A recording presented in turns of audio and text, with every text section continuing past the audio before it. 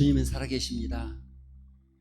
어제도 오늘도 동일하시고 변함없으시며 여전히 우리를 사랑하시고 우리를 돌보시며 죽기까지 우리를 구원하시는 그 하나님을 오늘도 신뢰하며 따라가기를 소망합니다. 세상 것들이 우리를 유혹해도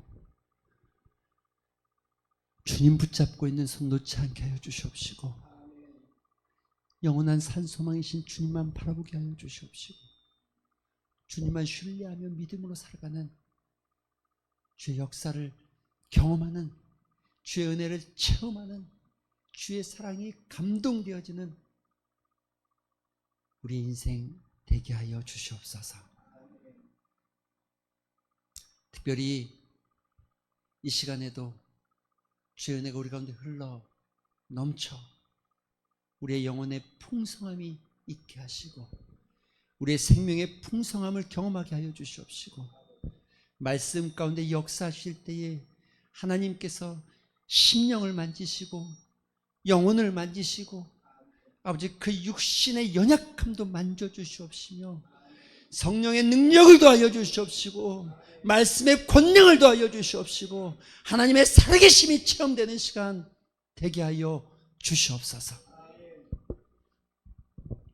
이 시간 말씀을 듣습니다. 우리의 말씀 가운데 임재하여 주시기를 소망하며 예수님의 이름으로 기도합니다. 아멘. 하나님의 말씀 봅니다. 우리 사무엘하 9장입니다. 1절부터 13절까지 교독합니다. 다윗이 이르되 사울의 집에 아직도 남은 사람이 있느냐? 내가 요나단으로 말미암아 그 사람에게 은총을 베풀리라 하니라.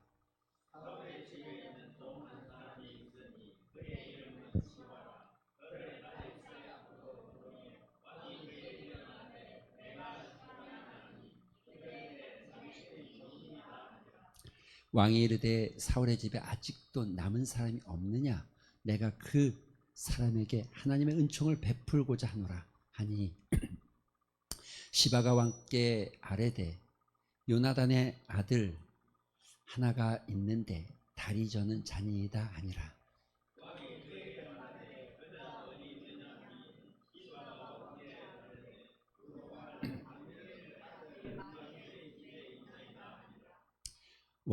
다윗 왕이 사람을 보내어 로드발 암미엘의 아들 마길의 집에서 그를 데려오니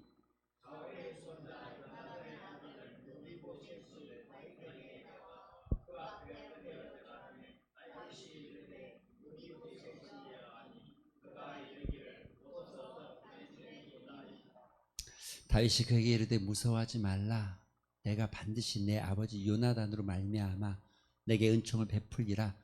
내가 내 할아버지 사울의 모든 밭을 다 내게 도로 주겠고 또 너는 항상 내 상에서 떡을 먹을지니라 하니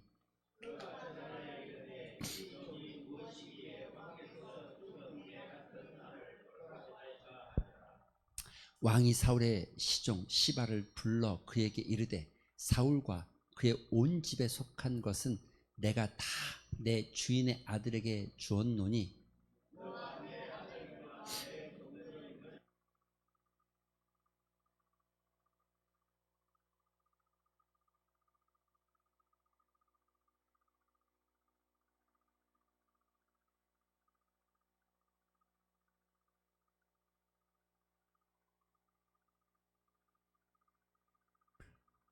시바가 왕께 아뢰되 내 주 왕께서 모든 일을 종에게 명령하신 대로 종이 준행하겠나이다 하니라. 무비보셋은 왕자 중 하나처럼 왕의 상에서 먹으니라.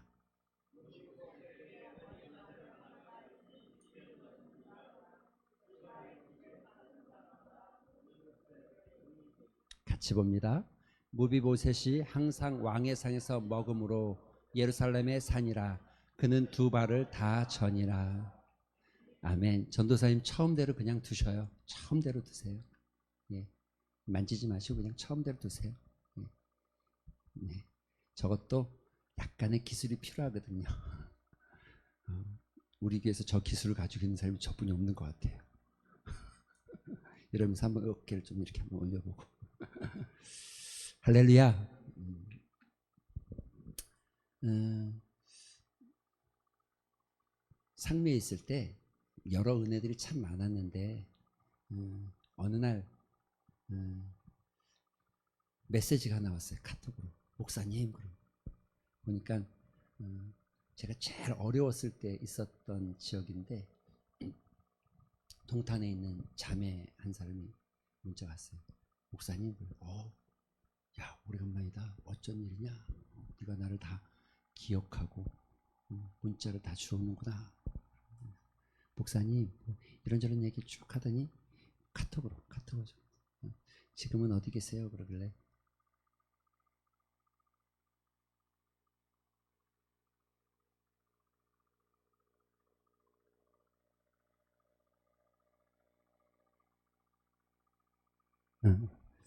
진주 땅에 내려와 있다. 그랬더니 그러세요? 그 카톡을 제가 원래 그 페북 뭐 이런 거 잘 안 하는데 처음에 한두 개 정도 이렇게 페북을 좀 올렸던 걸 봤나 봐요. 그러면서 연락이 왔더라고요. 그리고 또 두 번째 연락이 왔어요. 뜬금없이 목사님, 그러더니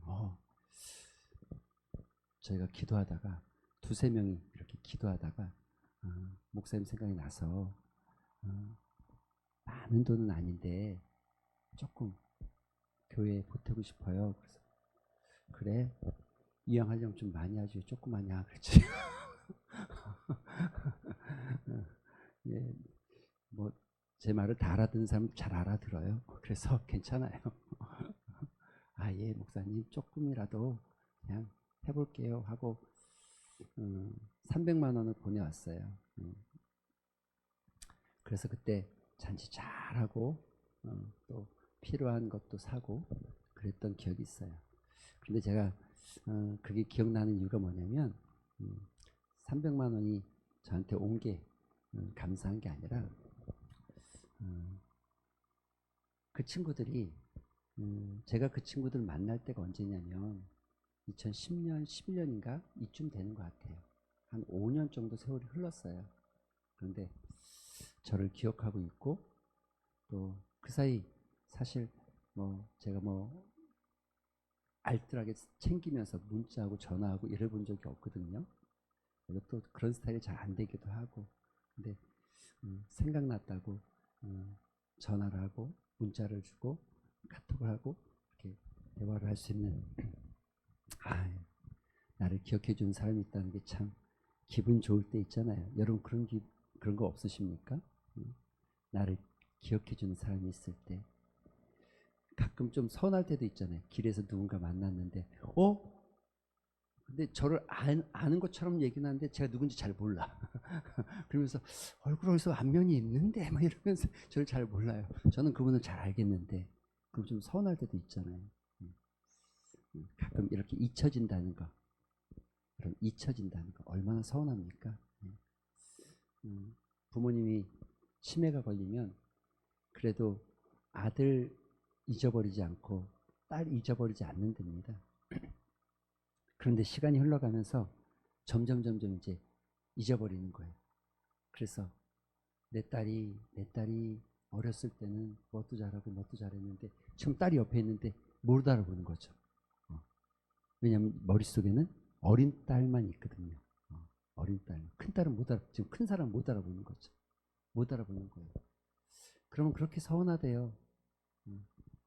엄마 옆에서 시중 들고 병간하고 도와주고 아들이 그렇게 찾아와도 알아봐 주지 못하고 그러면 서운하대요. 엄마 나야 나 엄마 딸 엄마 아들. 누군가 우리를 기억한다는 거 우리가 잊혀진다는 거 참 슬픈 일인 것 같아요. 이제 조금 있으면 우리 또 제 기억 속에는 여러분들이 있지만 그러나 또 이 중앙교회 와서 저한테도 굉장히 참 잘했고 교회도 참 잘했고 말없이 수고하고 애썼던 권사님 계시죠. 우리 박명순 권사님 10월 13일이 그분이 한 1주년 되는 10월 13일인가 그 정도 될 거예요. 좀 체크가 되어 있는데 1주년 되는 해죠. 기억이 나요. 엊그제는 2023년도 성탄절, 여러분 그때 성탄 발표했던 거 기억나십니까? 잘 안 나죠? 다 앨범이 있어요.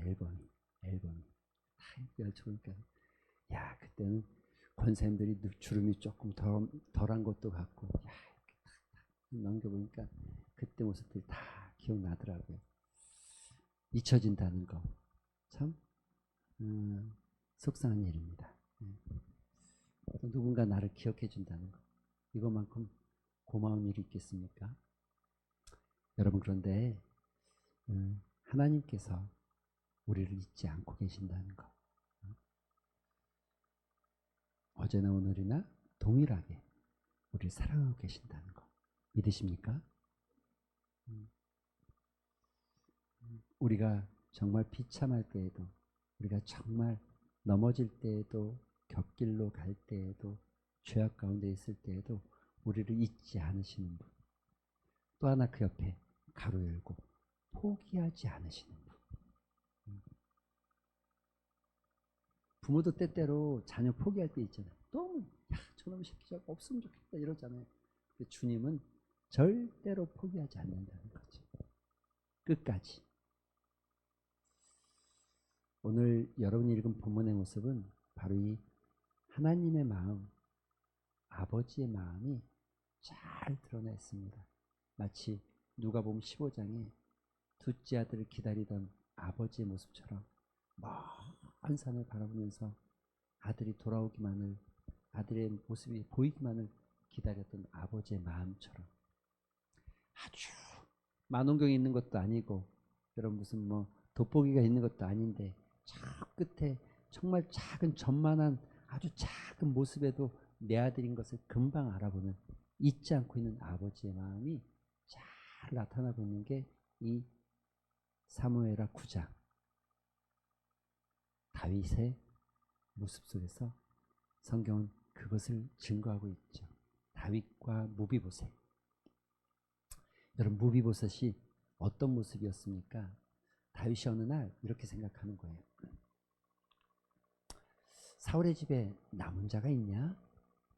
여러분, 그런데 이 다윗이 이것을 말하는 이유가 무엇이냐면 그 중간에 누가 있어요? 요나단. 이 말은 뭐냐면 요나단으로 말미암아 그 사람에게 은총을 베풀겠다. 이 말은 내가 요나단이랑 한 약속을 지켜야겠다 이 말이에요. 그렇죠? 약속, 언약을 지키겠다. 다윗도 언약을 지키기 위해서 저렇게 신실하게 요나단의 자손을 찾고 사울의 가문에 남은 자를 찾는데, 우리 하나님은 여러분 더 신실하게 잃어버린 자를 찾고 기다리시고, 어떤 면에서 보면 진주 땅 복음화율이 한 4% 정도 보면 적당할 것 같은데, 많이 보는 분은 한 5%, 조금 보는 분은 2% 후반대까지도 보거든요. 그래서 제 생각에 한 3.5%에서 4% 정도 보면 적당할 것 같은데,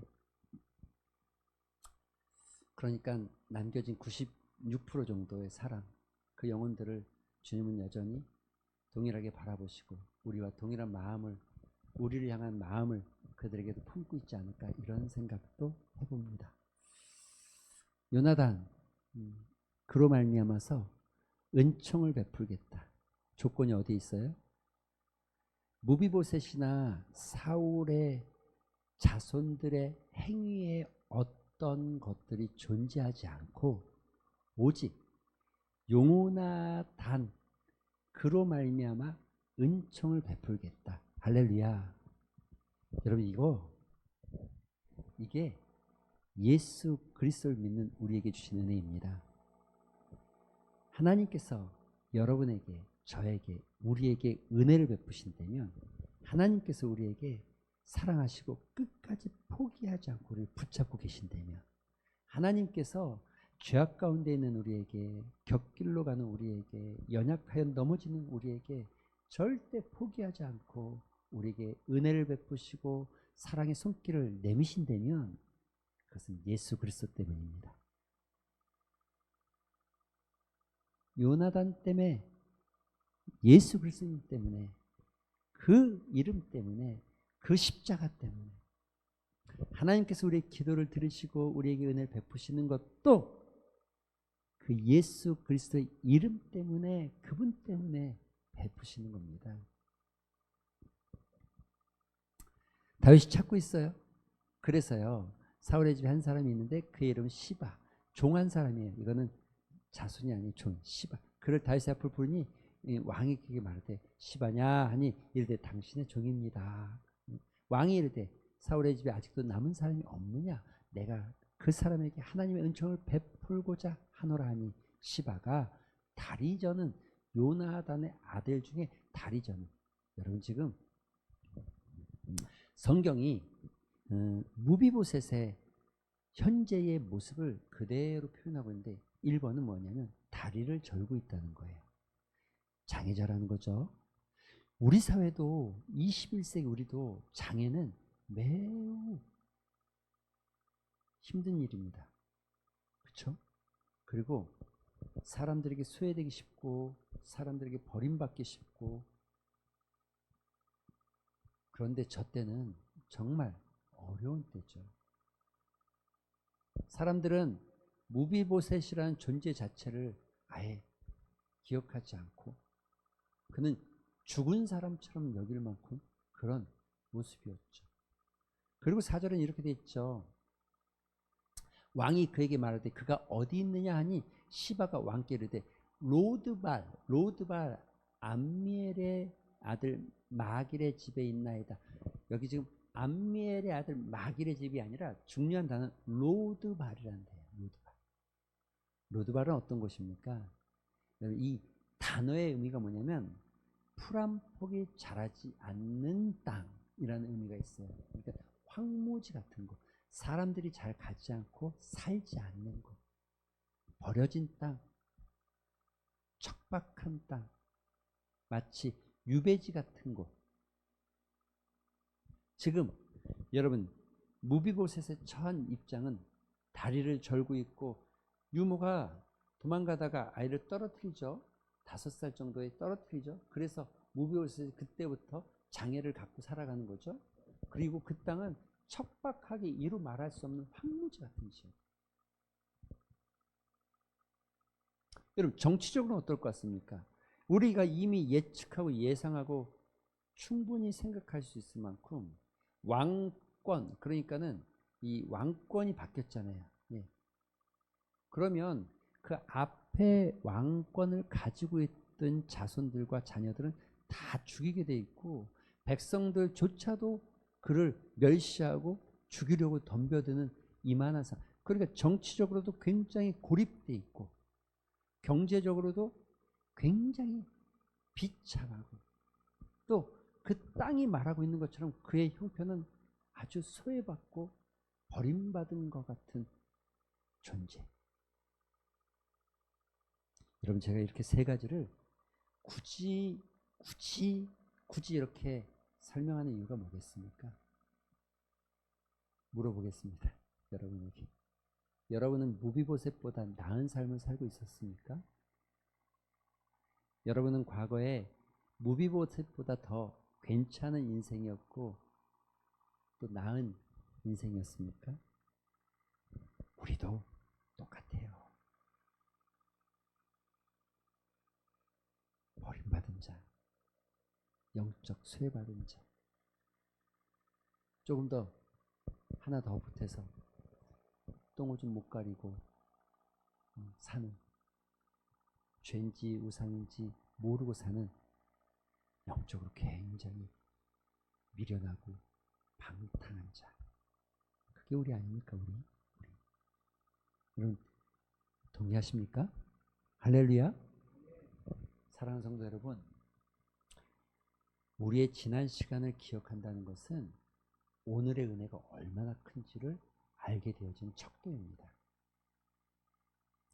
지난 것들을 기억하지 못하면 오늘의 내가 누리고 있는 하나님의 은혜를, 그것의 감사를, 그것의 기쁨이 무엇인지를 알 수가 없습니다.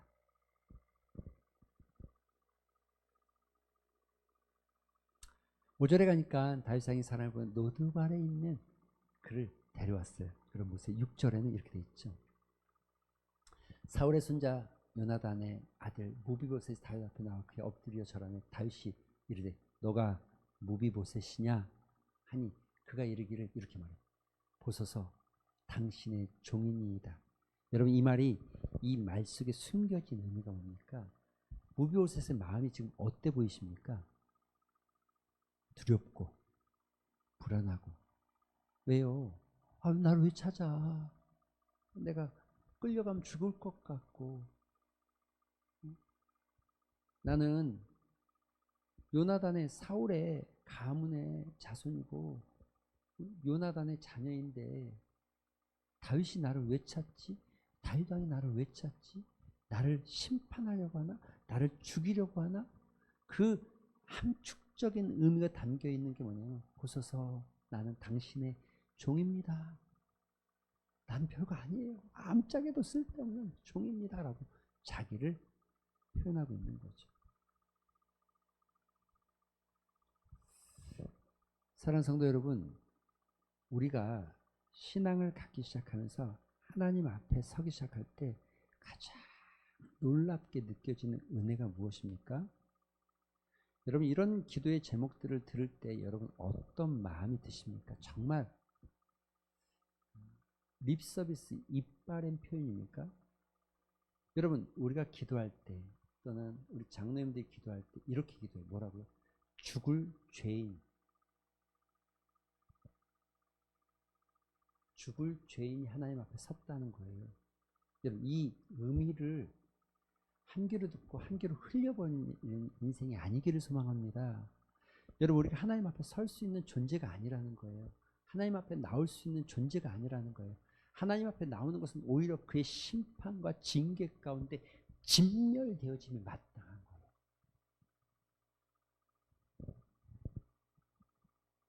무비보셋이 두렵고 떨리는 마음을 가졌던 것처럼 여러분, 우리가 하나님 앞에 나온다는 건 두렵고 정말 영적 지각이 있는 사람이라면, 철 모르는 아이라면 이것이 무엇인지 모르지만 정말 영적 지각이 있는 사람이라면 여러분, 자기의 모습을 알고 자기의 죄를 알고 자기가 살아온 삶의 우상과 하나님을 거역했던, 배반했던 삶들을 기억한다면 내가 하나님 앞에 선다는 것 자체가 얼마나 두려운 일인지를 알죠. 알 수밖에 없죠. 보소서 당신의 종입니다. 보소서 주고 마땅한 자입니다. 보소서 나는 아무것도 아닌 죄인 중에 괴수입니다. 그런데 여러분, 이 두려움 가운데 떨고 있는 무비보셋을 향해서 다윗 왕이 이렇게 말하죠. 그에게 뭐라고 그래요? 7절 같이 한번 읽어볼까요? 시작. 그에게 이르되 무서워.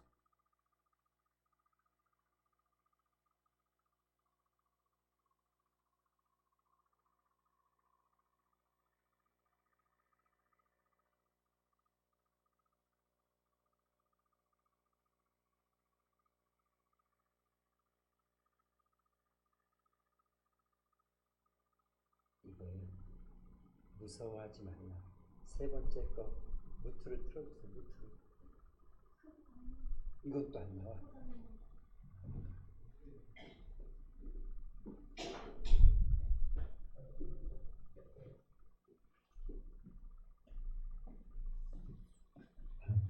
은혜를 받으려고 하니까 자꾸 방해를 하네요. 그렇죠? 절묘하게. 무서워하지 말라. 첫 번째 우리에게 주신 하나님의 말씀은 두려워하지 말아라. 무서워하지 말아라. 여러분, 안도의 한숨이 쉬어지지 않습니까? 여러분, 이게 이게 근본적 평안함의 시작입니다. 여러분 그런 기억 없으세요? 저는 좀 어렸을 때 배구져서 어머니 말씀 안 듣고 장난 좀 치다가 그렇다고 뭐 밖에 나가고 막 이러진 않았어요. 근데 뭐 하나 꽝 깨가지고 또 이제 어머니가 오면 죽었다. 그래서 오기 전부터 올 시간쯤 되면 이불을 평소에는 안 까는데 그날은 깔아요 제가. 그리고 평소에는 늦게 자는데 그날은 일찍 자요. 일찍 자요. 그러면 어머니 소리가 들리죠. 움직이기 시작하죠. 소리가 들리죠. 근데 자는 척하고 있는데 귀에는 다 지금 다 들려요. 다 들려요. 뭐가 뭐 한참 뭐 정리하는지 씻는지 뭐 정신없이 있다가 조용히 태어나. 그럼 가슴이 오그러지죠. 큰일 났다 이제. 괜찮아. 그럼 여러분이 확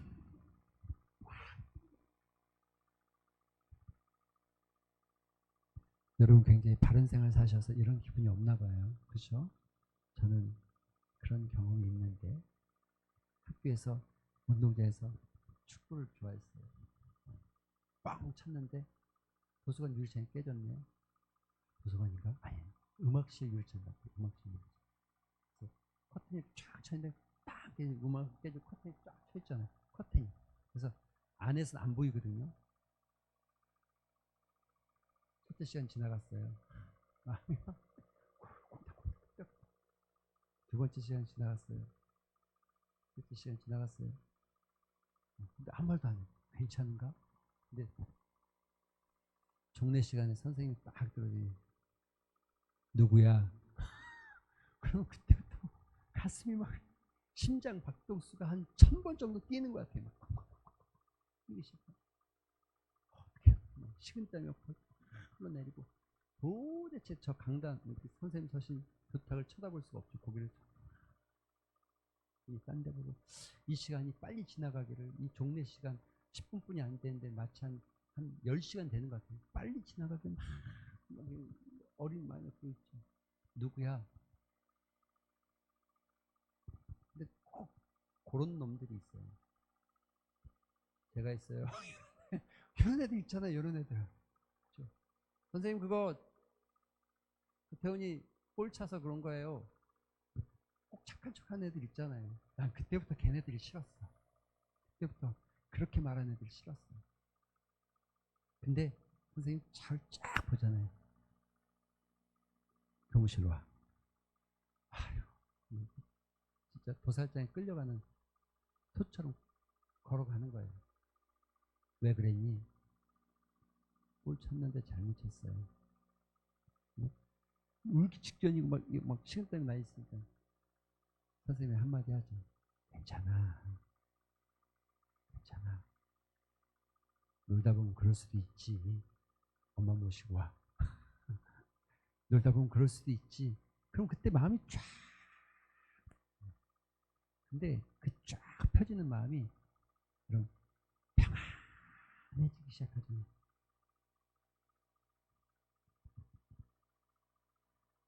무서워하지 말아라.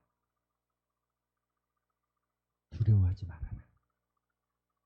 이게 여러분의 영혼 안에 있는 불안과 두려움에서부터 근본적, 영적 이 안에 있는 근본적 평안을 허락하신 거예요. 그래서 이거는 절대로 세상이 줄 수 없고 이건요 하늘의 권세를 가진 심판자만이 허락할 수 있는 소자야 너의 죄사 너가 죄사함을 받았느니라. 이거 누가 하는 거야? 하나님은 이거 하나 못해요. 이거 못하는 거예요. 아무도 못하는 거예요. 유일하게 우리의 죄를 사할 수 있는 권세를 가지신 그분께서. 그래서 주님이 이렇게 말하는 거예요. 세상이 줄 수 없는 평안이라는 게 여기에 있는 거예요. 여기에. 세상 못 줘요. 줄 수가 없어요. 이 평안을 어떻게 줍니까? 누가 줍니까 이거를? 누가 줄 수 있습니까 이 평안을? 줄 수 없어요. 아무도 못 줘. 하나님만 주시고 주님만이 줄 수 있는 평안이라는 거예요. 세상이 줄 수 없는 평안을 너에게 주노라. 할렐루야. 옆 사람 한번 보시기 바랍니다. 세상이 줄 수 없는 평안을 예수님이 주십니다. 할렐루야. 여러분, 그 다음 말이 어떻게 됩니까? 내가 반드시 너희 아버지 요나단으로 말미암아 은총을 베푸리라. 내가 내 할아버지 사울의 모든 밭을. 여러분, 축복이죠. 물질의 축복이죠. 여러분, 영적인 회복이 일어나야 물질도 채워지고 은혜, 축복을 쫓아가는 게 아니라 은혜를 쫓아가야 축복이 떨어지는 거잖아요. 축복을 쫓아가면서 축복을 받은 게 은혜가 아니라 은혜를 받은 사람에게 하나님의 축복이 허락되는 삶이잖아요. 그죠? 이게 이 신앙적 원리가 그렇잖아요. 원리가. 그래서 여러분 성경에 예수님께서 목놓아 얘기 막 설명을 막 쫙 하시다가 심령이 가난하고 쫙 설명하다 마지막에 뭐라 그럽니까? 너희는 먼저 뭐 하라고요? 그의 나라와 그의 의를 구하라. 그의 나라와 그의 의를 구하라. 여기 그의 나라와 그의 의를 구하라는 거. 하나님의 은혜를 갈망하는 자. 여기 그의 나라와 그 의가 그대로 나와. 하나님의 의를 갈망하는 자가 되어져야 이 모든 것이 더해지는 축복이 있는 거잖아요. 할렐루야. 그러니까 여러분, 우리 물질 쫓아가면서 사는 자 되지 마시고 은혜를 쫓아가면서 사는 자. 은혜. 우리의 은혜가 오늘도 내에게 무엇인가를 허락하셔서 은혜, 내가 무슨 뭘 받아서 은혜, 아니면 나에게 무슨 뭐 어떤 뭐 마치 로또 복권이 당첨되듯이 뭔가 잘 되어져서 성공하게 되어져서 은혜라고 고백하는 게 아니라 하나님 앞에 서게 된 거, 내가 용납된 거. 할렐루야. 오늘도 내 삶을 하나님께서 허락하시고 나를 받아주시고 두려워 말라, 내가 너와 함께함이라, 놀라지 말라, 나는 너의 하나님이 됨이라 라고 말씀하시면서 나를 붙잡아 주시는 그 하나님의 은혜, 그 하나님의 은혜를 고백하는 자에게, 그 하나님의 은혜 가운데 있는 자에게, 그 하나님의 은혜를 경험하는 자에게 주어지는 게 축복이에요. 축복. 그럼 그 다음, 또 너는 항상 내 상에서 떡을 먹을 것이다. 여러분, 떡을 먹는다, 상에서 밥을 같이 먹는 걸 우리가 뭐라고 그럽니까?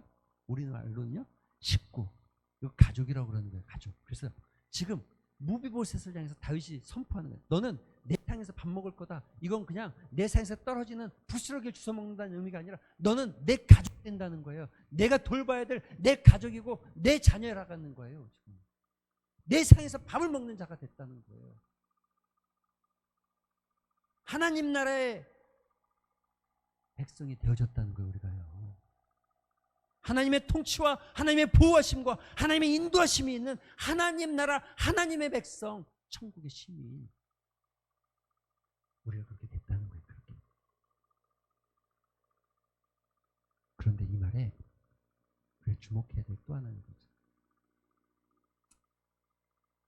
또 너는 항상, 여러분, 하나님의 은혜는 일시적으로 끝나는 게 아닙니다. 깊은 절망 수렁 가운데 주님 앞에 나아갈 수 없을 그때도 주님의 은혜는 항상 언제나 우리 곁에서 우리를 돌보시고 우리를 이끄시고, 비록 우리는 연약해서 쓰러지고, 비록 우리는 주님을 잊어버리고 말씀을 놓쳐버리고 믿음이 부족해서 여전히 내 욕심이 나를 더 지배하는 것 같고, 그래도 하나님의 은혜는 항상 우리와 함께 있다는 거죠. 할렐루야. 두려워 말아라. 너에게 너의 할아버지를 허락하시고 너는 항상 내 가족이 될 것이고 내 자녀가 될 것이며 내 상에서 먹을 것이다. 여러분, 이 메시지는 다윗이 무비보셋에 한 것이 아니라 하나님께서 여러분에게 하고 있는 사랑의 메시지, 사랑의 세레나데.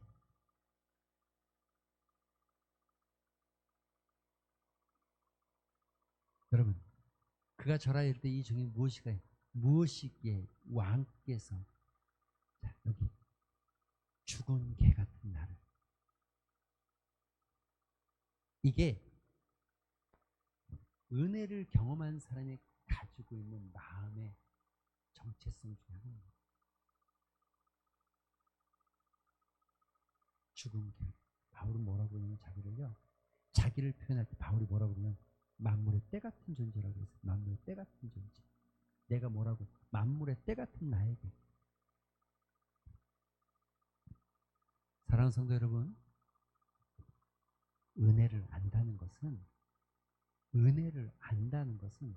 내 존재가 얼마나 하찮은지를 깨닫는 거예요.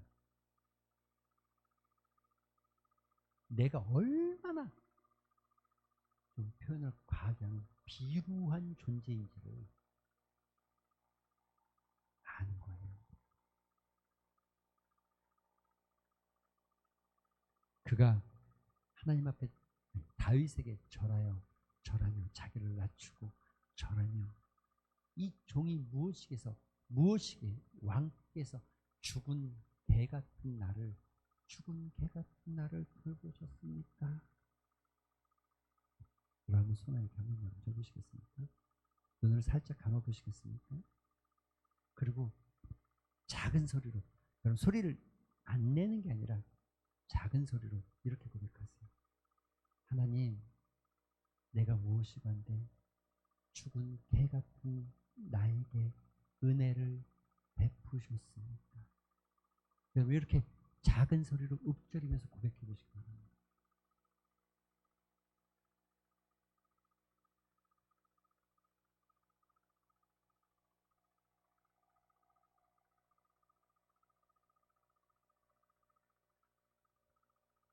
사랑하는 성도 여러분, 평생에 여러분이 살면서 잊어버리지 말아야 될 단어, 오늘 무비보셋이 그의 입으로 고백하고 있는 이것, 죽은 개 같은 나.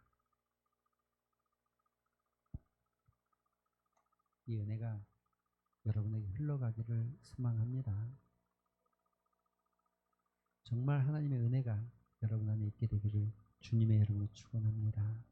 이 말씀 생각하면서 기도하는 시간 갖겠습니다. 자,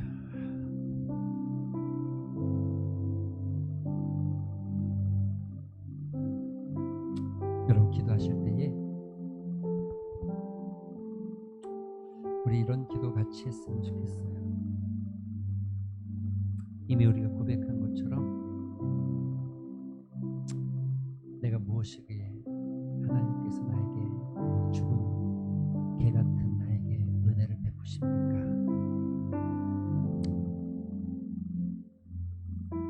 주여 아버지, 은혜 주시옵소서.